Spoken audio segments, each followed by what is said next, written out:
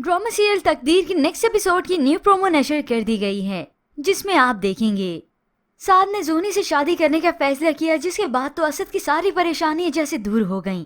रूमी और असद के बीच की अंडरस्टैंडिंग और भी डिवेल्प हुई, मगर ये सब तो असद की वालदा और माहीन से बिल्कुल बर्दाश्त ही नहीं होता। और माहीन भी अपनी सास की दुखती रग पे ही हाथ रखती है। असद भाई तो वैसे रूमी की ही होकर रह गए हैं, उन्हें तो रूमी के सिवा कोई और नजर ही नहीं आता। ये सुनकर तो सास भी अपने अरमान निकालने लगी कि वो तो कोई मौका ही नहीं दे रही कि मैं उसे इस घर से ही निकाल दूं।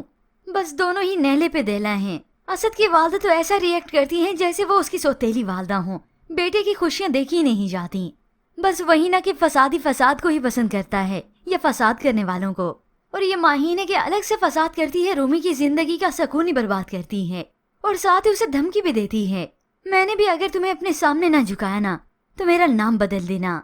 तो उसी वक्त वो अपने हाथ में लिया हुआ कप जानबूझकर नीचे गिराती है और रूमी एकदम से डर गई। तो इसी वक्त दिखाया जाता है कि असद भी यहाँ पर आ गया, मगर होप्स वही ये सब देखेगा नहीं। माहीन की हरकतों को तो वो खास तौर पर देख ही नहीं सकता। तो उधर जोनी की परेशानी है कि हल नहीं हो रही। वो मान तो गई और चुप भी हो गई कि साल से दिखावे के लिए ही मंगनी कर लो, मगर अंदर ही अंदर से उसे यही परेशानी तो खाई चली जा रही है। और ऐसी कंडीशन में तो जोनी को देखकर माहीन बहुत खुश होती है, मगर फिर भी उसकी कोशिश है कि कोई ना कोई साथ साथ फसाद जरूर करती रहूं।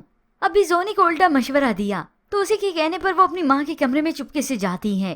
कमरा खाली देखकर सामने पड़े मोबाइल को उठाने ही वाली थी कि उसी वक्त उसकी माँ आ जाती है, जिसके बाद तो वो उस पर गरजने लगी कि माँ बाप की रजा के आगे सर झुका लो और निकाल दो उसे अपने दिलो दिमाग से।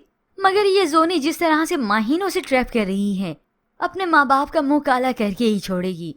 या तो घर से भाग जाएगी या फिर अगर भगा भी दिया तो ये सारा इल्जाम रूमी पे डाल देगी। और रही असद की बात, तो वो तो वैसे भी कानों का कच्चा है, जैसे उसे कोई अपनी बातों में लेगा और जो कुछ दिखाएगा वो वही देखेगा।